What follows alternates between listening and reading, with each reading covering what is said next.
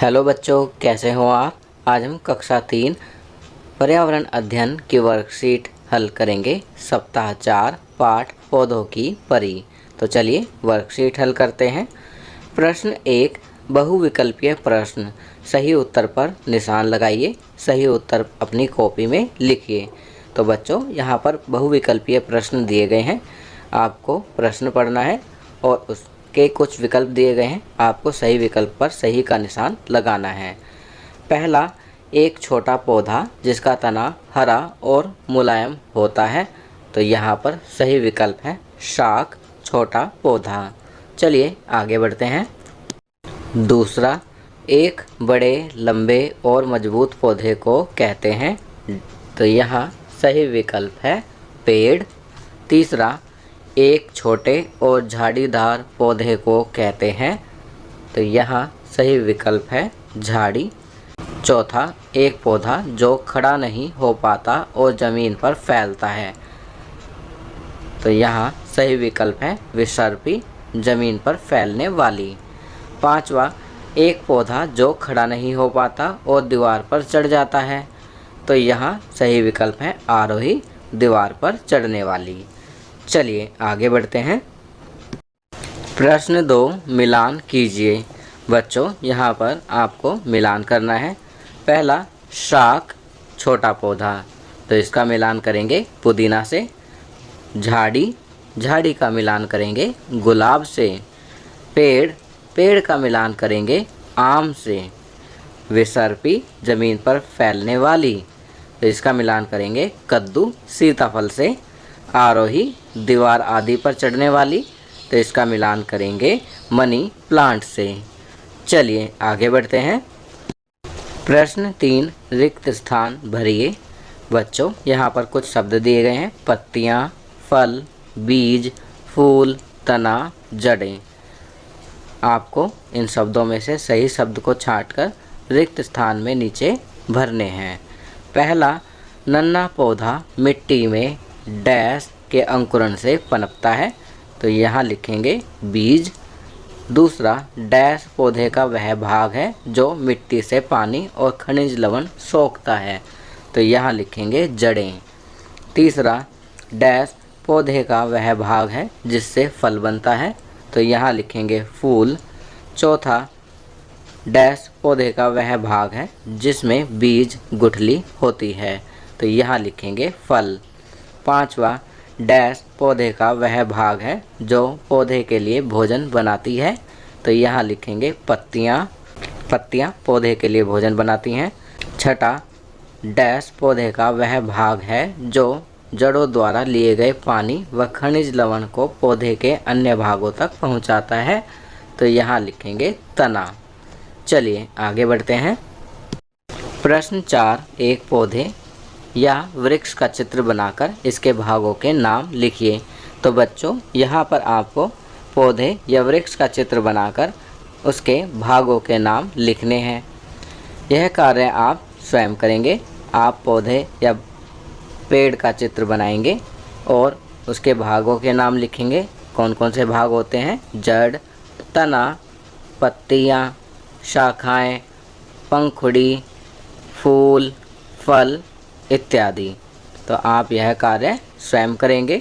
आपकी सुविधा के लिए मैंने यहाँ पर चित्र लगा दिया है, जिसे देखकर आप भी चित्र आसानी से बना सकेंगे।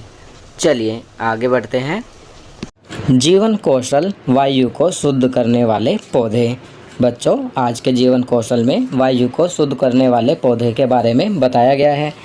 स्वस्थ रहने के लिए स्वच्छ और शुद्ध हवा आवश्यक है। फिर भी हमें सांस लेने के लिए शायद ही कभी स्वच्छ हवा मिलती है। लेकिन ऐसे कुछ पौधे हैं जो हवा से विषाक्त पदार्थों को निकालते हैं और हवा को शुद्ध करके वायु की गुणवत्ता में सुधार करते हैं। ऐसे पौधों को वायु शुद्ध करने वाले पौधे कहा जाता है। उदाहरण के लिए snake plant, spider plant, money plant, aloe vera आदि। हवा शुद्ध करने वाले कई पौधों को उगाना बहुत आसान होता है, क्योंकि वे पौधे के तने या पत्ती से बढ़ते हैं और उन्हें ज़्यादा देखभाल की ज़रूरत नहीं होती। हमें इन पौधों को अपने घरों में रखना चाहिए। चलिए आगे बढ़ते हैं।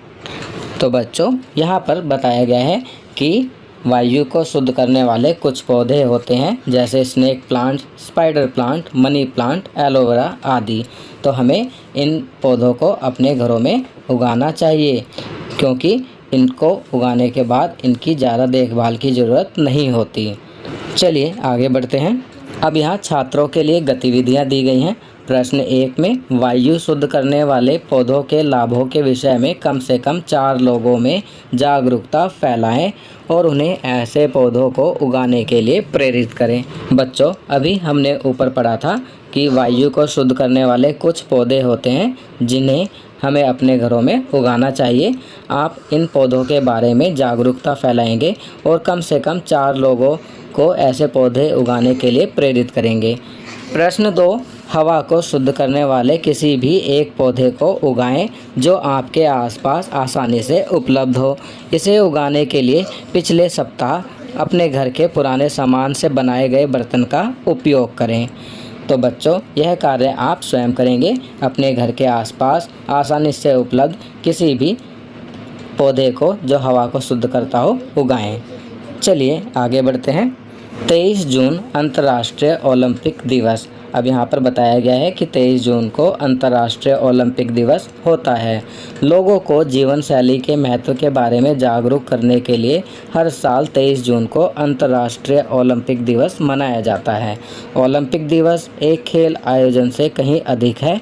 यह दुनिया के लिए सक्रिय होने का दिन है। अब यहाँ पर बेब रूथ ने कहा है, कभी हार न मानने वाले को हराना मुश्किल है। जो कभी हार नहीं मानते उन्हें हराना मुश्किल है, ऐसा बेब रूथ ने कहा है और यह सच्चाई भी है।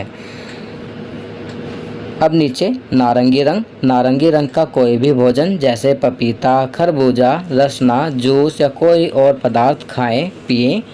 खेल सबसे लंबी उंगली का अनुमान लगाएं। अपने परिवार के साथ खेलें। चलिए आगे बढ़ते हैं। आप देख सकते हैं यहाँ पर एक और गतिविधि दी गई है। अपने दादा दादी या माता पिता से कोई लोक कथा सुने। तो बच्चों, आप अपने दादा दादी या माता पिता से कोई लोक कथा सुनेंगे। दैनिक दिनचर्या में निम्नलिखित आदतों को अपनी दिनचर्या में शामिल करें। नीचे कुछ आदतें दी गई हैं, इन्हें आप अपनी दैनिक दिनचर्या में शामिल करेंगे। कौन कौन सी हैं? अपने माता पिता का अभिवादन करके अपने दिन की शुरुआत करें। अपने दांतों को दिन में 2 बार ब्रश करें। प्रतिदिन स्नान करें। खूब पानी पिएं और संतुलित आहार लें। अपने चेहरे को छूने से बचें और अपने हाथों को बार बार धोएं। अपना गृह कार्य समय पर पूरा करें। तो ये कुछ अच्छी आदतें दी गई हैं जिन्हें आपको अपनी दैनिक दिनचर्या में शामिल करना है। तो बच्चों, ये वर्कशीट यहाँ कंप्लीट होती है। अगर ये वीडियो आपको अच्छी लगी तो इसे लाइक एंड शेयर ज़रूर करें। अन्य विषयों पर बने हमारे लेटेस्ट वीडियोस को देखने के लिए चैनल को सब्सक्राइब करना ना भूलें और देखते रहिए हमारा channel knowledge kingdom. Thank you.